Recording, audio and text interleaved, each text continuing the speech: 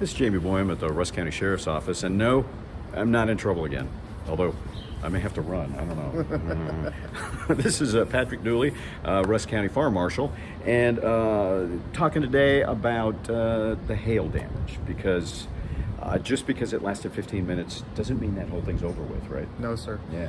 Hardest part after any disaster is your recovery, your assessments, and that's the hardest part we're having to do right now is the assessments, because there is no quick way to do assessments, especially in a hail event like we had. You can see the damage, but I mean, trying to find every single vehicle out there, every single building, then changing it between a building and a business versus a private owner home, you know, just trying to get all that, and then figuring out, you know, what's minor damage, moderate damage, and major damage. You know, there's a lot that goes into it with that, and so that's our hard part right now. Right. In fact, you're still having a problem finding exactly how large the area was, and I had guessed, is it like 1 mile by 3 miles? And you said I think that would be a good roundabout number, 3 miles, 1 mile wide and 3 miles long, and I still think that's a small distance. I think we're bigger than that. Pretty sure this started over on the Turnertown side, maybe even on the Smith County, Rusk County border, and worked its way all the way across the county to the other side. Downtown? Right through downtown. Have you gotten any kind of clue as to where it stopped? Other side of the county is all I said, because they were still getting hail in Panola County when I talked to the fire marshal over there. So I think it might have got a little bit smaller, might not have been near as big as the baseball, softball size hail we had here, yeah. But it was a lot. So you're talking, you know of some buildings, right? Yes, I know our local Kroger's here. The middle school got damage on it. Our Wiley Primary on 259 South got damage on it. So we had quite a bit of damage just in those 3 buildings. You know, that doesn't count all the other buildings that are in proximity to those that I know had to have damage, and we just haven't. It hadn't been reported to us. It's probably been reported to the insurance companies. We have pushed out the Texas Division of Emergency Management ISAT, which is the individual assessment that you can do for your home and business, and that we push that out and get a report out of that hopefully here by the end of this week. Yeah, it's and I mean, it went right over downtown. Right over downtown. Courthouse. I was sitting under the awning at the courthouse just watching this. It reminded me of a blizzard for the first few minutes of it, and the next thing you know, it looked like an avalanche coming down where I was sitting at, just right beside us. Yeah, in fact, the vehicle right behind you, yes, which is brand new, doesn't look so new anymore. Right. Let's take a look at this.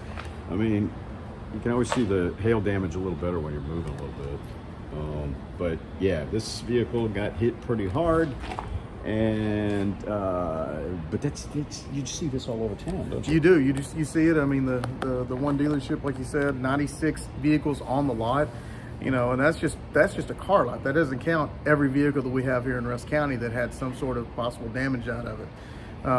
Windows busted out, dents. I know I've got a coworker that her vehicle was just pounded to nothing. I mean, it looked like it was in a war zone coming back. Well, yeah, the footage I've seen, security camera footage from that car lot, it looked like meteors hitting the asphalt. I mean, and that's what it looked like coming towards us when we were sitting there just watching them come down. I mean, hour and a half after the whole thing ended, I still had tennis ball size hail sitting in my front yard in the grass. Yeah, it took a while to melt. That didn't melt down yet. So yeah. I knew it had to be bigger than that before it hit. Right. And so as far as like some kind of vehicle count, you just really don't have a clue. I don't have a clue.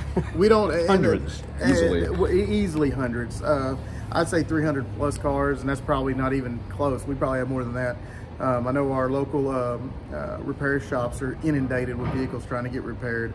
I've seen the glass folks, the mobile glass folks out here replacing people's windshields and glass at in their business parking lots.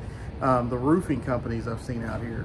I mean, I've seen all sorts of them coming through, looking and doing assessments and checking and doing inspections on roofs and stuff, because you see their vehicles and you also see their signage that are sitting in the ground of yards that they've already gone by. So this is one that it's going to be really hard to get a full final assessment something that lasted 15 minutes is we're going to still be working on this 15 months down the road. Yeah. You know, it's a little bit different.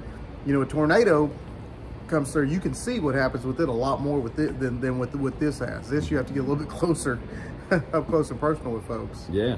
And you said there was one person that got hit by one. Yeah, of those we had one citizen I know that got hit on the head. Had a very large spot where they were hit at.